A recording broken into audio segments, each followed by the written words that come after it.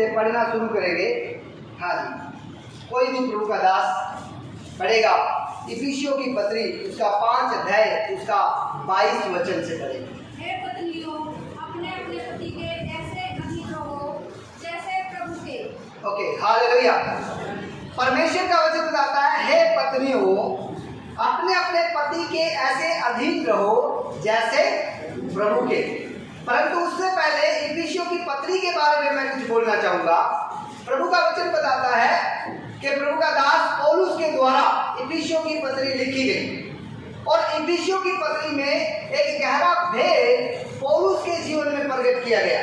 वो भेद के बारे में यदि हम बात करेंगे तो बहुत लंबी एक शिक्षा है कि परमेश्वर ने आदम और हवा को चुना है और उसके बाद प्रभु ने अब्राहम के द्वारा एक वाचा बांधी है। अब्राहम के द्वारा एक वाचा बांधी है कि प्रभु अब्राहम के द्वारा इस पृथ्वी को क्या करेगा, आशीषित करेगा और भूमंडल के सारे लोगों को वो आशीषित करेगा। और उसके बाद जब पूरी पृथ्वी के ऊपर लोग, यदि उत्पत्ति 11 अध्याय आप पढ़ेंगे तो मैं इस इफिसियों की पत्री का बैकग्राउंड हम लोग पहले बात करेंगे, उसके बाद हम लोग इस पत्री पर आएंगे। ध्यान देना इधर, जब हम उत्पत्ति 11 अध्याय पढ़ते हैं तो 11 अध्याय में एक ही भाषा, एक ही कुल और एक ही मन के लोगों को हम देखते हैं। और वो एक बड़ा ब्रुज, क्या बोलते हैं, पिलर एक बना रहे होते हैं, बिल्डिंग। प्रभु को लगा कि ये लोग एक बड़ा बिल्डिंग बनाएंगे, तो प्रभु ने जो आज्ञा दिया है कि फूलो फलो पृथ्वी पर भर जाओ, वो आज्ञा पूरी नहीं होगी। इसलिए उनकी भाषा में क्या हो गई, गड़बड़ी हो गई। जब भाषा में गड़बड़ी हुई तो सब लोग इधर उधर फैल गए। जिसको जो भाषा सूझती थी वो उसके साथ संगति करके वो फैल गए। फिर परमेश्वर ने 12 अध्याय आप पढ़ेंगे तो परमेश्वर ने अब्राहम से एक वाचा बांधी कि तेरे द्वारा भूमंडल के सारे लोग आशीष पाएंगे, हर जाति के लोग आशीष पाएंगे। और परमेश्वर ने अब्राहम को चुना। अब्राहम से इसहाक पैदा हुआ, इसहाक से याकूब पैदा हुआ और याकूब से 12 गोत्र पैदा हुए और उन 12 गोत्रों से एक यहूदी कौम बनी और उस यहूदी कौम में से यीशु मसीह आया। वो अब्राहम की उस वाचा को लेकर आया। यीशु मसीह के द्वारा परमेश्वर उस अब्राहम के द्वारा जो कि अब्राहम के जीवन में प्रॉमिस किया गया था, वो हम सब लोगों से जो वाचा बांधी थी, वो अब्राहम के द्वारा यीशु मसीह के जरिए परमेश्वर पूरा करता है। जब आप इफिसियों की पत्री उसका 3 अध्याय उसका 6 पढ़ेंगे। हाँ जी, पढ़ेंगे कोई भी एक जन। इफिसियों की पत्री उसका 3 अध्याय उसका 6 वचन। आप एक मसीह यीशु में सुसमाचार के द्वारा अन्य जाति लोग विनाश में साझी और एक ही देह के और प्रतिज्ञा के भागी हैं। हाँ, तो अभी पौलुस बोलता है, अभी जो पूरे संसार के अंदर लोग फैल गए थे, चाहे वो किसी भी जाति से थे, चाहे वो किसी भी धर्म से थे, प्रभु का वचन कहता है जो पूरी पृथ्वी के ऊपर फैल गए थे, उन्हीं लोगों को प्रभु फिर से यीशु मसीह के द्वारा, जो यीशु मसीह पर विश्वास करता है, यीशु मसीह के द्वारा उसी परमेश्वर की मिरास में उन लोगों को क्या कर दिया, सहभागी कर दिया। अर्थात जो पूरे संसार में अलग अलग मत, अलग अलग विचारों के लोग, अलग अलग धर्म और जाति के लोग थे, परमेश्वर उन लोगों को फिर से यीशु मसीह के द्वारा वो जोड़ लेता है और हमें उसी परमेश्वर की मिरास में भागी कर दिया। हालेलुया। तो उसी मिरास में भागी कर दिया और उस जब मिरास में भागी कर दिया तो परमेश्वर की एक बड़ी योजना हम कलीसिया के लिए स्थापित हो जाती है। हालेलुया। और इसलिए आप 3 अध्याय उसका 9 वचन यदि पढ़ेंगे, हाँ जी, कोई भी एक जन उसका इफिसियों 3 का 9 पढ़िए। हाँ जी। और उस पर यह बात प्रकाशित करूं कि उस भेद का प्रबंध क्या है जो सबके सृजनहार परमेश्वर में आदि से गुप्त था। हाँ, एक भेद की बात करता है कि जब से परमेश्वर ने दुनिया को रचा तब से एक बड़ा भेद था कि परमेश्वर कलीसिया के द्वारा, वो एक बड़ा भेद कलीसिया के द्वारा, ठीक है, एक कलीसिया के द्वारा शैतान के ऊपर विजय पाने के लिए, कलीसिया के द्वारा एक बड़ी जो भेद है पूरे संसार में प्रकट होना है। किसके द्वारा प्रकट होना है? कलीसिया के द्वारा। किसके द्वारा? कलीसिया के द्वारा। ये एक बड़ा भेद पौलुस के जीवन में प्रकट होगा। मैं जो बात बोल रहा हूँ अभी हम हमारे टॉपिक पर नहीं आए हैं। जब ये कलीसिया के द्वारा, जब वो कलीसिया शब्द इस्तेमाल करता है तो कलीसिया का मतलब है एक घराने के शब्द इस्तेमाल करता है विषयों में। कलीसिया मतलब परिवारों का परिवार, मतलब परमेश्वर की योजना है कि ये जो परमेश्वर का भेद है वो कलीसिया के द्वारा पूरे संसार में फैल जाए। अर्थात परमेश्वर की योजना का केंद्र बिंदु कौन है? कलीसिया है। और वो जब पौलुस कलीसिया शब्द इस्तेमाल करता है उसका मतलब वो एक घराना है। क्या है? घराना। घराना मतलब परिवारों का एक बड़ा परिवार। हालेलुया। परिवारों का परिवार। तो इसका मतलब अभी जो परमेश्वर की योजना का केंद्र बिंदु कलीसिया शब्द वो एक परिवार के लिए इस्तेमाल किया गया है। और परमेश्वर का वचन बताता है, पौलुस इस भेद को प्रकट करता है कि परमेश्वर की योजना है कि मेरा परिवार इस संसार के अंदर परमेश्वर की योजना का केंद्र बिंदु बन जाए। हालेलुया। हालेलुया। हम लोग आजकल बहुत सारे सेवक लोग प्रचार करते हैं कि हम लोग एक बड़े खास प्रचार होना चाहिए, हमें प्रचार करना चाहिए। लेकिन पौलुस इस बात को सरलता से बोलता है। वो कहता है अरे आपको ज्यादा कुछ नहीं करना, बस आपका जो परिवार है प्रभु की योजना का केंद्र बिंदु है। हालेलुया। आपका जो परिवार है। और इफिसियों की पूरी पत्री आप पहले अध्याय से पढ़ना शुरू करेंगे, वो उसी बात को प्रकट कर लास्ट में वो रिलेशनशिप के बारे में बताता है कि एक परिवार है और प्रभु आपके बच्चे, प्रभु आपके माता पिता, प्रभु पति पत्नी सबको अपनी योजना में शामिल करता है और उनको अपनी बड़े भेद के लिए ऊपर इस्तेमाल करना चाहता है। हालेलुया। तो परमेश्वर इस्तेमाल करना चाहता है मेरे परिवार को, परमेश्वर इस्तेमाल करना चाहता है मेरी पत्नी को, परमेश्वर इस्तेमाल करना चाहता है मेरे बच्चों को, परमेश्वर इस्तेमाल करना चाहता है मेरे माता पिता को। और पौलुस इसी भेद को बताना चाहता है कि परमेश्वर जब कलीसिया को देखता है तो कलीसिया का मतलब वो केवल एक झुंड की बात नहीं कर रहा, वो बता रहा है कि परिवारों का एक बड़ा परिवार, उसको वो कलीसिया संबोधित करता है। हालेलुया। हालेलुया। कितने लोगों को बात समझ में आ रही है? इसका मतलब जो मैं बात बोलने जा रहा हूँ, ये जो पारिवारिक रिलेशन के बारे में आज मैं बात बता रहा हूँ, ये मेरा विचार नहीं है, ये परमेश्वर के दास का विचार नहीं है, ये परमेश्वर के दास जिसने इंतजाम किया उसका विचार नहीं है। ये परमेश्वर की योजना है कि पति पत्नी का संबंध समाज के लिए एक नमूना बन जाए। परमेश्वर की योजना का एक अहम हिस्सा है। हालेलुया। हालेलुया। और इसलिए पौलुस इस बात को प्रकट करता है कि एक पारिवारिक रिलेशन कैसा होना चाहिए, एक पारिवारिक रिलेशन कैसा होना चाहिए। ठीक है, हम लोग बहुत अच्छा, आप लोगों में से बहुत अच्छे प्रचारक हैं, ठीक है, बहुत अच्छे सिखा रहे हैं लोगों को, बहुत अच्छी बात है। लेकिन आज हमारा मेन विषय है कि पति और पत्नी का संबंध। यदि आप बाइबल के अनुसार देखेंगे तो पुराना नियम में या दूसरे कल्चरल में औरत को ज्यादा महत्व नहीं दिया गया था। यहूदियों ने भी औरत को ज्यादा महत्व नहीं दिया और इसलिए पत्नी को ज्यादा बोलने के लिए, ज्यादा कुछ करने के लिए नहीं है। और पर यीशु मसीह ने उसको एक अथॉरिटी दी, ठीक है। इसलिए यहूदी या फिर दूसरे कई मत हैं जो लोग क्या करते हैं, औरत को ज्यादा महत्व देते नहीं है। लेकिन मसीह लोगों ने, मसीह जब इस संसार में आई, यीशु मसीह ने उनको कहा कि तुम तलाक नहीं दे सकते, ठीक है, तुम तलाक नहीं दे सकते। क्यों? क्योंकि उन्होंने बोला परमेश्वर ने जोड़ा है उनको और परमेश्वर चाहता है वो जुड़े रहे। हालेलुया। उससे पहले एक बड़ा ऑप्शन दिया गया था, मैं उसके बारे में बात नहीं करूंगा। यदि वो ज्यादा बोलती है तो 3 शब्द बोलने हैं, छुट्टी। इसलिए वो डर के मारे कुछ बोल ही नहीं पाती थी, समझ रहे? और आज भी ये कल्चर में है, ठीक है। लोग ये पति और पत्नी का रिलेशन के लिए बड़ी जंग लड़ रहे थे। लेकिन यीशु मसीह ने उस बात को क्लियर किया कि परमेश्वर की मनसा ऐसी नहीं थी।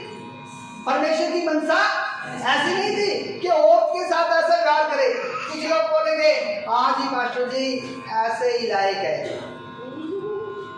ठीक है, हमारा जो बैकग्राउंड कल्चर आप पढ़ लिए हैं, हमारा जो भारत में जो कल्चर को देख लीजिए, उसमें भी औरत को ज्यादा महत्व नहीं दिया गया, क्योंकि पुरुष के पास इतना टाइम नहीं है कि औरत को समझ पाए, इतना समय नहीं है।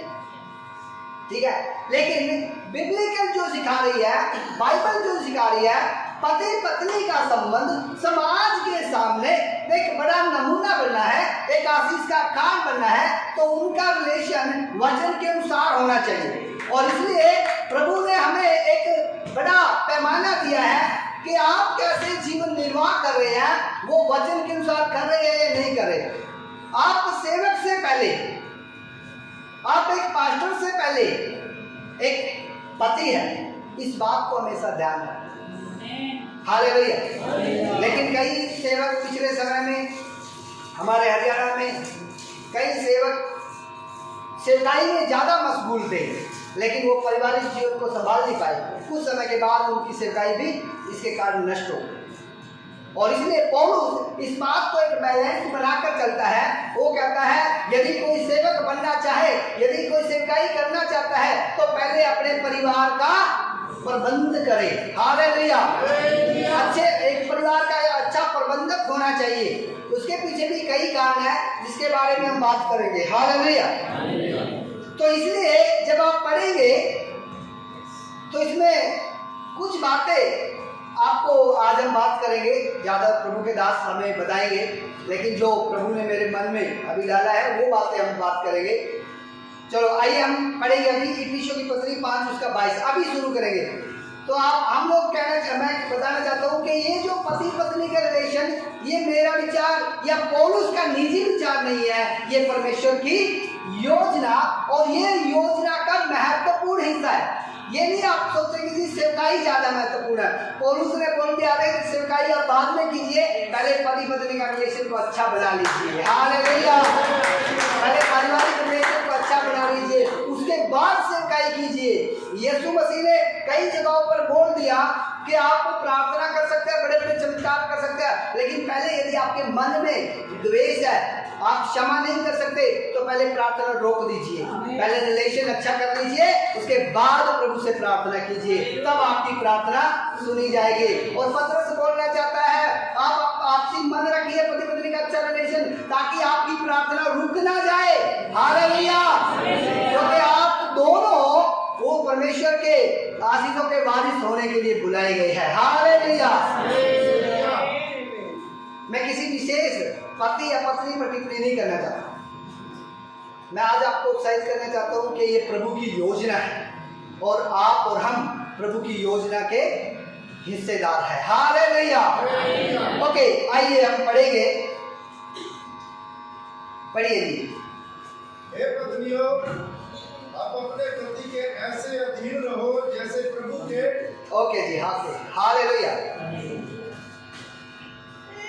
ओके, सब कुछ बताकर पौलुस शुरुआत करता है रिलेशनशिप के बारे में। वो कहता है हे पत्नियों, अपने अपने पति के अधीन रहो।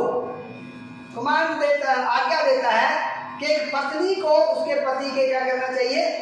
अधीनता स्वीकार करना है। अधीनता का मतलब क्या है? स्वीकार कैसे किया जाएगा? अधीनता कैसे स्वीकार कर सकते हैं हम पति की? कई लोग बोलेंगे जी मेरा पति, आपको नहीं पता मेरा पति का तो दिमाग कैसे है, बहुत गुस्सा है, उसको तो समझ है ही नहीं, है ना? ज़्यादा इंटेलिजेंट हो सकती है, हो सकते हैं कि थोड़ी बौद्धिक बुद्धि और उनके पास ज़्यादा हो सकती है। पति बोलता ना हो, लेकिन उसके बावजूद भी प्रभु का वचन जो बोलता है, उसके बावजूद भी प्रभु का वचन क्या बोलता है? हे पत्नियों, अपने अपने पति के। ये सेवकाई में सबसे बड़ा एक चैलेंज है। आज वो सेवकाई कभी भी कामयाब नहीं हो सकती जहां पर पति की अधीनता को पत्नी स्वीकार करने के लिए तैयार नहीं है। हालेलुया। मैं ये नहीं कहता, बहुत सारे एक्सक्यूज हो सकते हैं। मैं थोड़े दिन पहले एस्तर की पुस्तक पढ़ रहा था। एस्तर की पुस्तक किस ने पढ़ी है? उसमें एक मेन किरदार है, वस्ती के बारे में मैं पढ़ता हूँ। एस्तर का है, उससे पहले वस्ती नाम है ना? है जी, है वस्ती जो पटरानी कौन है? अक्सरेश्वर राजा की पटरानी कौन है? पहले वस्ती है ना। तो वस्ती के बारे में पढ़ रहा था। वहां पे लिखा है कि राजा ने 6 महीने बड़ा एक भोज रखा और 6 महीने बहुत अच्छा कार्यक्रम किया सबने। और वहां पर आप ध्यान से पढ़िए तो जो वस्ती है उसने भी 6 महीने अपनी सहेलियों को खिलाया पिलाया, मेहनत किया। राजा ने शायद नहीं किया होगा, राजा ने सिर्फ आदेश दिया होगा, लेकिन वस्ती ने क्या किया है? वस्ती ने क्या किया है? मेहनत किया है। उसने भी मेहनत किया, वो भी भाग दौड़ में थी। 6 महीने पूरा अच्छा काम किया। उसके बाद फिर 7 दिन का भोज रखा गया, अच्छा खाना खिलाया, बहुत मेहनत किया। लास्ट दिन था, बहुत मेहनत करने के बाद देखिए 6 महीने काम किया है, मेहनत किया है, बहुत अच्छा किया। लास्ट समय था और वहाँ पे लिखा है कि राजा ने थोड़ा ज़्यादा पी ली, उसके लिए उसको फिर भी उसके मन में कुछ नहीं था। उसने बोला रानी को बुलाओ कि लोग सोचे क्योंकि 127 प्रांतों के ऊपर जो राजा था उसकी जो पत्नी होती थी वो एक सिलेक्टेड पत्नी थी। मैं बोलूँगा उस समय की मिस वर्ल्ड होगी। तो इसलिए राजा को इच्छा थी कि वो सब लोग देखे उसकी सुंदरता, क्योंकि वचन कहता है वो सुंदर थी। उसने आदेश दिया फौजों को कि जाओ उसको लेकर आओ, लेकिन उसने आने से क्या कर दिया? इनकार। कोई बड़ी बात थी? इनकार कर दिया। उस टाइम के लिए बड़ी बात थी, राजा के लिए बड़ी बात थी कि एक राजा ने क्या कर दिया। मैं कई बार ऐसे बोलता हूँ कि औरतें बहुत मेहनत करती है, आदमियों से बढ़कर मेहनत कौन करती है? औरतें करती है। ठीक है, शायद यहाँ पर जो आज पास्टर आए वो तो नहा धो के आगे हो गए, लेकिन बहनों को क्या करना पड़ा होगा? उठना पड़ा होगा, खाना बनाना भी पड़ा होगा, खाना खिलाना भी पड़ा होगा। फिर हमसे ज़्यादा उनको तैयारी के लिए भी हमसे ज़्यादा समय चाहिए, है ना। फिर आदमी तो ज़्यादा जल्दी तैयार हो गया होगा, फिर वो बोल रहे होगा कि आप ज़्यादा लेट हो गई। लेट किसने किया? उसने ज़्यादा किया, काम उसने किया होगा ज़्यादा। ठीक है, लेकिन वहाँ पे लिखा है कि उस औरत ने, वस्ती ने आने से अनाज्ञाकारिता किया। क्या किया? और इसलिए उसको उस बड़ी पदवी से सब कुछ, कई बार औरतें बहुत अच्छा काम करती है, बहुत मेहनत करती है, ठीक है, लेकिन लास्ट में बोलते हैं सारा किया किराया पे। ये एक सेवक के लिए, पत्नी के लिए, यानी पास्टर की पत्नी के लिए बड़ा एक मायना रखता है। मैनेजमेंट करना, ये करना, वो करना, लेकिन कई बार सब कुछ करने के बाद भी लास्ट की बात पे, थोड़ी बात पे क्या हो जाते हैं? सारा खेल खत्म। हालेलुया। कई सेवकों के जीवन में फिर वहां पर मैं इसको थोड़ा दूसरा तरीका से बात कर रहा था।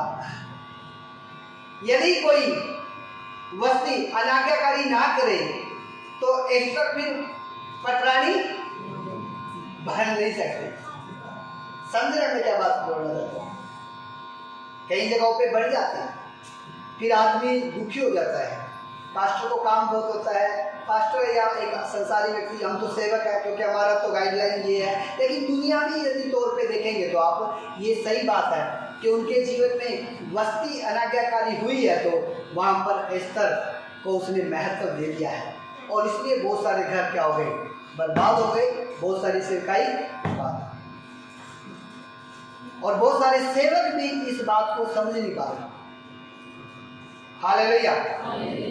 और इसलिए वहां पर अनाज्ञाकारिता, इसलिए बाइबल का वचन कहता है, और हमने बड़ी चिट्ठी के बारे में लिखा, वहां पर 127 प्रांतों में एक आदेश जारी किया गया।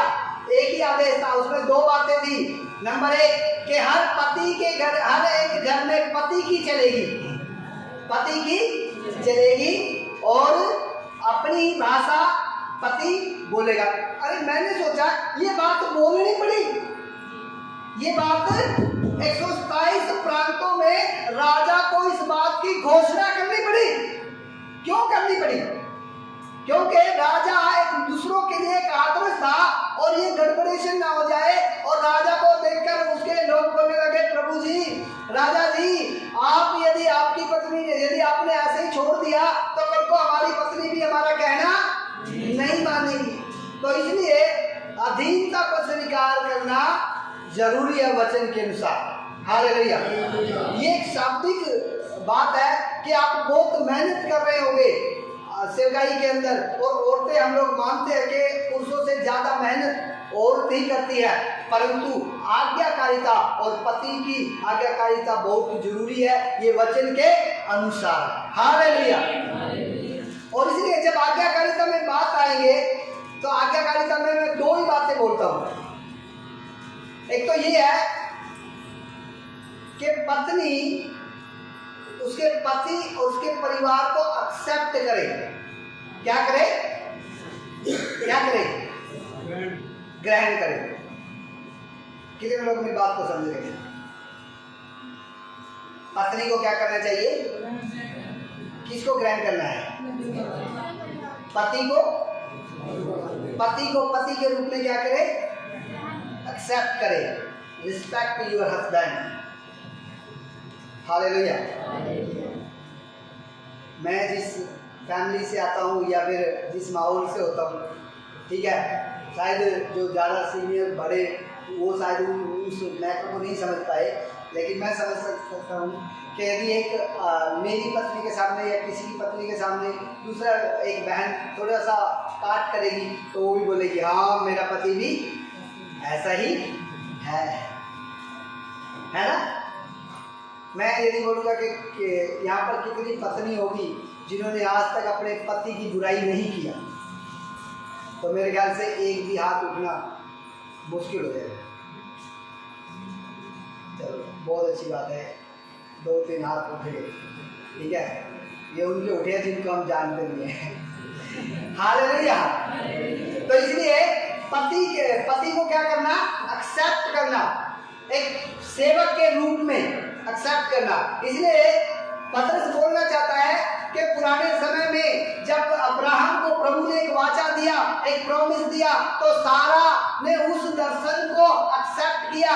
इसलिए वो सारा स्वामी जी, हाँ जी, प्रभु जी उसको बोलती थी। हालेलुया। जब परमेश्वर ने नूह को जो दर्शन दिया और उसने दर्शन को, नूह के दर्शन को उसने क्या किया? एक्सेप्ट किया। हालेलुया। यदि नूह के साथ उसकी पत्नी उस दर्शन को ग्रहण नहीं करती तो कभी भी नूह उस जहाज को बना नहीं पाता। इसलिए पहले तो परिवार को एक्सेप्ट करे, पति को एक्सेप्ट करे। आज सबसे बड़ी बात है कि एक पत्नी परिवार को एक्सेप्ट करना बहुत मुश्किल है। हालेलुया। हो सकता है हमारे विचारों से भिन्न विचार है, ये सब जगह पे दुनिया के अंदर सब लोगों को प्रभु ने अलग अलग रीति से बनाया है, ठीक है, सबके विचार अलग है, परंतु एक्सेप्ट करना वचन के अकॉर्डिंग आपको क्या विवश करता है। मैं में से एक बात बोलता हूँ, पिछले समय में बात कर रहा था कि आप कोई भी कार्य करता है उसके पीछे है क्यों, रीजन क्या है। हालेलुया। मेरे परिवार को इसलिए एक्सेप्ट कर रहा हूँ मैं क्योंकि मेरे को यीशु का प्रेम विवश करता है। हालेलुया। यीशु का प्रेम विवश करता है हमें। इसलिए एक पत्नी को एक्सेप्ट करना, उसके परिवार को क्या करना है? एक्सेप्ट करना सीखिए।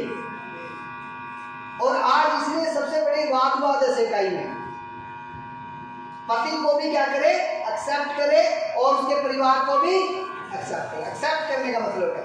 एक्सेप्ट करने का मतलब ये नहीं है कि आज आप साथ में शायद अलग हो गए, शायद अलग अलग रह रहे होंगे, परंतु उनका आदर करें, उनके बारे में पॉजिटिव बोले। कहीं ऐसा ना हो नेगेटिव बोलते बोलते आप इसी वाद में फंसे रहे।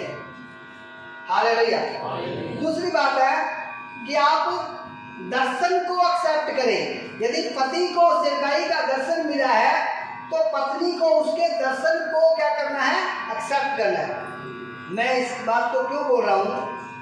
हरियाणा में बहुत जगहों पर सेवकाई ठप हो गई है। 50% सेवकाई, सेवक मेरे आंखों के सामने की बात कर रहा हूँ। क्यों? क्योंकि उनकी पत्नी ने उनको एक्सेप्ट नहीं किया। उसमें कमी पति की भी है कई जगहों पर, लेकिन मैं बताना चाहूँगा क्योंकि वो पत्नी बोलती थी हमें नहीं पता, कहीं से लाके दे, हमें क्या चाहिए? ये चीज चाहिए। पति क्या करेगा? पति बोलेगा हम तो सेवकाई करते हैं, ठीक है, हमारे घर में अच्छा कूलर होना चाहिए, मुझे नहीं पता कहाँ से आएगा लेकिन मुझे चाहिए। इसलिए आज बड़ी एक सेवकाई में बड़ी एक रुकावट है, ठीक है। और जब मैं कहता हूं कि यदि पत्नी सुख और दुख में जब पति के साथ खड़ी है तो जो सुविधा उस सेवकाई से आ रही है वो सुविधाएं कौन लेगी? पत्नी लेगी कि नहीं लेगी? तो जो दुख झेलेंगे तो उस दुख में भी वो शामिल होनी चाहिए कि नहीं होनी चाहिए? लेकिन कई पत्नियां कहती है तुम्हारी सेवकाई तुम संभालो, ठीक है, लेकिन जो सुविधाएं मिल रही है वो सुविधाओं में हम सहभागी हैं। मैं हमेशा अपने बच्चों को बोलता हूँ, मेरे बच्चों को, बेटा ये जो काम कर रहे हैं ना विश्वासी, प्रभु ने हमें एक मौका दिया है कि हम ये सेवा करते हैं, वो गुलामी है हमारे, ठीक है, रिस्पेक्ट कीजिए सेवकाई की। प्रभु ने जो हमें सेवकाई दिया है, जो लोग रिलेशन दिए है, प्रभु हमसे लेखा लेगा उसका। हालेलुया। आज बहुत सारे पास्टर सेवकाई करना चाहते थे, मेरे साथ वाले लोगों की बात करें, लेकिन उनकी पत्नी ने उनका साथ नहीं दिया, इसलिए आज वो सेवकाई में सफल नहीं होता। हालेलुया।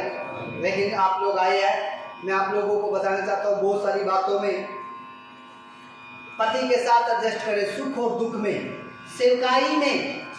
और यदि आप लोग सेवकाई में पति के साथ खड़े हैं तो चाहे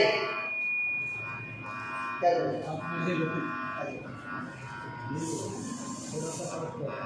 सेवकाई में यदि आप उनके दर्शन के साथ खड़े हैं तो प्रभु आने वाले समय में आपको प्रभु आपकी सारी जरूरतों को पूरा करेगा और दोनों आप प्रभु ने आशीष के वारिस होने के लिए ठहराए गए हैं। हालेलुया। हमें अजीब लगता है जब पति बुरा टेंशन में सेवकाई में व्यस्त है और पत्नी कहते है जाओ मुझे रेस्ट करने दो, सोने दो, मुझे कोई मतलब नहीं है सेवकाई से। तो कैसा लगता है? पति को कैसा फील होता है? इसलिए प्रभु का वचन कहता है कि पत्नी को सेवकाई का जो दर्शन है उसको क्या करना चाहिए? एक्सेप्ट करना सीखे। क्या करना? एक्सेप्ट। हालेलुया। क्योंकि उसका जो प्रतिफल मिलेगा, उसका सारा प्रतिफल में आप पूरा परिवार क्या हो जाएगा? सहभागी हो जाएगा। और मैं हमेशा ये प्रार्थना करता हूँ प्रभु, अभी से मैं कहता हूँ प्रभु, मैं और मेरा घराना, मैं बच्चों को भी शामिल करता हूँ। अभी हम पिछले समय में हमने चर्च में ये डाला था, क्या बोलते हैं, फर्श डाला था, तो मेरे छोटे बच्चे अनुग्रह 5 साल के, वो भी ये उठाकर वो काम कर रहे थे। मैं हमेशा उनको कहता हूँ, मेरा बेटे को कहता हूँ झाड़ू लगाओ चर्च के अंदर। हम लोग आज भी झाड़ू लगाते हैं और बच्चों को शामिल करते हैं ताकि उनको महसूस हो वो एक फैसिलिटी की ज़िंदगी नहीं है, सेवकाई एक संघर्ष की ज़िंदगी है। यदि वो संघर्ष करना सीखेंगे तो आने वाले समय में वो भी आशीष का पात्र बन जाएंगे। हालेलुया। मैं कई बार डरता हूँ एली के बच्चों के बारे में पढ़कर, जिन्होंने, एली ने शायद बहुत मेहनत किया होगा लेकिन उसके बच्चों के जीवन में वो प्रभु का डर, प्रभु का भय डाल नहीं पाया, जिसके लिए आने वाले समय में वो एक विनाश का कारण बन गए।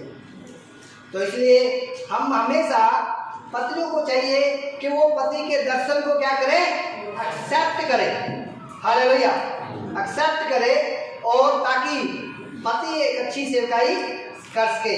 यानी अधीनता का मतलब है पति को आदर करे, पति को एक्सेप्ट करे और उसके परिवार को एक्सेप्ट करे और उसके दर्शन को एक्सेप्ट करे। उस अधीनता का मतलब ये है। हालेलुया। ओके, एक वचन और पढ़ेंगे हम, अभी पढ़िए आप 25 वचन। हाँ, हे पतियों, आप अपनी पत्नी से प्रेम रखो जैसा मसीह ने भी कलीसिया से प्रेम करके अपने आप को उसके लिए दे दिया। ओके, अभी पतियों के बारे में एक आदेश है। वैसे तो बहुत लंबी शिक्षा है, परंतु मैं सिर्फ छोटी कुछ बातें, बेसिक बातें बता रहा हूँ कि परमेश्वर आदेश देता है पतियों को भी। क्या आदेश देता है? कि अपनी अपनी पत्नी से क्या करे? वहां पे इसलिए दो बार शब्द लिखता है लेकर, अपनी अपनी पत्नी से क्या करे? अपनी अपनी पत्नी से प्रेम करे। प्रेम के बारे में लिखा है कि प्रेम का मतलब अट्रैक्शन नहीं है। बिब्लिकल जब जो शब्द बोलती है लव, उसको डेफिनेशन भी खुद ही देती है। प्रेम का मतलब है त्याग, प्रेम का मतलब है देना, ठीक है। तो इसलिए वो कहता है प्रेम करे, उसका मतलब है उसको एक्सेप्ट करे, उसकी गलतियों को भी एक्सेप्ट करे, उसकी आदतों को भी एक्सेप्ट करे और उसको कमजोर पात्र समझकर। इसलिए बहुत सारी बातें जब प्रेम करे के बारे में, पतियों के बारे में, आज सेवकाई में जब दूसरा पहलू आप देखेंगे तो पति भी कई जगहों पर इस बात को समझ नहीं पा रहे। इसलिए पौलुस ने कई बातों में लिखा कि जो व्यक्ति सेवक अच्छा घर का प्रबंधक नहीं है वो सेवकाई नहीं कर सकता। उसका मतलब आज बहुत सारे सेवक अच्छा सेवकाई तो कर रहे होंगे, लेकिन वो घर का प्रबंध करने में क्या है, कई जगहों पर फेल हो गए। इसलिए मैं उन कई सेवकों को जानता हूँ जो अच्छा प्रबंध नहीं कर पाए, लास्ट में उनकी पत्नी बोल रही है छोड़ दो सेवकाई। उनके शब्द ये थे, एक सेवक के शब्द बता रहा हूँ, हम तो यीशु मसीह के पीछे लग के भूखे मर गए। ये किसकी कमी थी? यीशु मसीह की? किसकी कमी थी? उसका मतलब है एक सेवक को घर का अच्छा एक प्रबंधक भी होना चाहिए। इसलिए कि पति यदि प्रेम करता है तो उसको घर का एक अच्छा प्रबंधक होना चाहिए। दूसरी बात, घर का प्रबंधक के बारे में बोलता हूँ तो उसका मतलब आपको मैनेजमेंट करना होना चाहिए, क्योंकि जब बच्चे हैं या औरत को ज़्यादा समय नहीं सहन कर सकती, इसलिए उसको रोटी चाहिए और वो बच्चों का दुख नहीं दे सकती। उसको बच्चों की अच्छी शिक्षा चाहिए, बच्चों को क्या चाहिए? बच्चों का खाना पीना चाहिए। वो किसका जिम्मेवारी है? किसका जिम्मेवारी है? पत्नी का, पति का। क्योंकि पौलुस बोलता है पति को क्या होना चाहिए? एक व्यक्ति को अच्छा एक प्रबंधक, सेवक को अच्छा प्रबंधक होना चाहिए, परिवार का अच्छा प्रबंधक होना चाहिए। और इसलिए दूसरी बात, पत्नी के बारे में जब लिखते हैं, इमोशनल पत्नी के बारे में, प्रेम करें, उसका मतलब है कि हमें समझना पड़ेगा कि पत्नी, ये जब मैं बात करता हूँ, एक जगह पर मैं पति पत्नी के बारे में दिल्ली में बात कर रहा था कि आज दुनिया में तलाक दर सबसे ज़्यादा है, कहाँ पर है पता है? मसीहत में है। पाश्चात्य कल्चर में सबसे ज़्यादा अमेरिका, वहाँ पे तलाक दर सबसे ज़्यादा है, ठीक है। और क्यों है तलाक दर ज़्यादा? उसका कारण क्या है? क्योंकि पति पत्नी को समझने के लिए समय नहीं है, ठीक है। इसलिए ज़्यादा टेंशन नहीं लेते। फॉरेन का कल्चर क्या है कि यदि मैनेज आप सही नहीं, अरे सही मैनेजमेंट नहीं हो रहा तो कोई बात नहीं, 60 मिनट में क्या करो? 60 साल झेलने से अच्छा है 60 मिनट में तलाक दे दो। ये पाश्चात्य कल्चर है। लेकिन बाइबल बताती है कि पति को क्या करना है? पत्नी से प्रेम करना है, उसको कमजोर पात्र समझकर। इसलिए पति और पत्नी की सुरक्षा को समझना पड़ेगा। कई जगहों पर मेरे शब्द शायद कुछ लोगों को ना समझ में आए, जब बाइबल कहते हैं पति और पत्नी एक समान नहीं है, लेकिन क्योंकि प्रभु ने अलग अलग रीति से बनाया, उनको अलग अलग तरीके से बनाया है, अलग अलग तरीके, अलग अलग सोचने की क्षमता है पति और पत्नी की। ठीक है। पत्नी जल्दी भावनात्मक हो जाती है हार्मोन्स की कमी के कारण, ठीक है। और इसलिए पति का सोचने का तरीका अलग है, पत्नी का सोचने का तरीका अलग है। इसलिए कई बार पति समझा नहीं पाता पत्नी को, लेकिन इसलिए पति को समझना है कि पत्नी कमजोर पात्र है। कमजोर का मतलब कैसे? भावनात्मक की बात कर रहे हैं। शायद तो बॉडी में तो शायद कई पत्नियां ज़्यादा हो सकती है पति से, लेकिन वो भावनात्मक की बात कर रहे हैं, ठीक है। तो उनकी भावनाओं की कदर करें, उनको समझे, उनको क्षमा करें, ठीक है। क्षमा करना होना चाहिए पति को। इसलिए यहाँ पर यीशु मसीह का एक बड़ा एग्जाम्पल दिया गया है। मैं सोचता हूँ कौन पति अपनी पत्नी को यीशु के समान प्रेम करता, जैसे यीशु मसीह ने कलीसिया को किया। कैसे किया? कैसे किया? यीशु मसीह ने कलीसिया से कैसे प्रेम किया? प्राण दे दिया, हाँ। और मतलब वो प्राण दे दिया, उसका मतलब हमें प्राण देना तो नहीं है, ठीक है। मतलब मरना आसान है, मैं कहता हूँ जीना बहुत मुश्किल है ना। मरना आसान है लेकिन जीना, आपको वही पत्नी दी गई है, उसी पत्नी के साथ सारी उम्र बितानी है, या हंस के बिताओ या क्यों ना हम लोग खोजे बाइबल से कि कैसे हम पति पत्नी के संबंध को बेहतर कर सकते हैं। हम लोग टलने की कोशिश कर रहे हैं। क्या करने की कोशिश कर रहे हैं? टालने की बात कर रहे हैं। कई पति सेवकों की बात कर रहे हैं। कई सेवक इतने दुखी है कि वो कोशिश करते हैं बाहर मीटिंग में ही रहे तो अच्छा है, घर में ना रहे। और इसलिए क्या करें? क्षमा करें। क्या करें? क्षमा करना सीखे। हालेलुया। और आदर करें पत्नी का। क्या करें? आदर करें। आदर करेगा मतलब हमेशा समझे उसको कि पत्नी ज़्यादा काम करती है, इसलिए कई बातों में क्या होती है, क्या बोलते हैं हम लोग उसको, उलझी हुई रहती है, इसलिए ज़्यादा वो बोलेगी, है ना। भड़ास वो निकालेगी किसके सामने? किसके सामने? पति के सामने निकालेगी। और किसके सामने निकालेगी? हालेलुया। तो इसलिए पति को क्या करना है? पत्नी को प्रेम करना है। हालेलुया। प्रेम करने का मतलब है कि उसको क्षमा करना है, ठीक है, और उसको एक्सेप्ट करना, उसकी गलतियों के साथ एक्सेप्ट करना है। गलतियों के साथ का मतलब क्या है? कि आप किसी को उलाहना देकर, ठीक है, धमकाकर, ताड़कर, पीटकर आप किसी को सुधार नहीं सकते। बिब्लिकल जो लोगों के जीवन में बदलाव करने का तरीका यीशु मसीह ने जो बताया वो एक ही है, वो है प्रेम के द्वारा, विद लव। कैसे? प्रेम के द्वारा। कैसे हम किसी में बदलाव कर सकते हैं? इसलिए परमेश्वर ने पति को आज्ञा दिया कि आप यदि अपनी पत्नी को बदलना चाहते हैं, आप अपनी पत्नी के जीवन में परिवर्तन लाना चाहते हैं, तो उससे प्रेम करें। हालेलुया। उससे प्रेम करें। हालेलुया। तो इसलिए तब यदि पति पत्नी को प्रेम करेगा और उसका एहसास दिलाएगा कि मैं तुम्हारे साथ हूँ, और इसलिए तभी पत्नी पति की अधीनता को स्वीकार करेगी। हालेलुया। दोनों साइड से है। पति प्रेम करेगा, यीशु मसीह ने कहा पति क्या करेगा?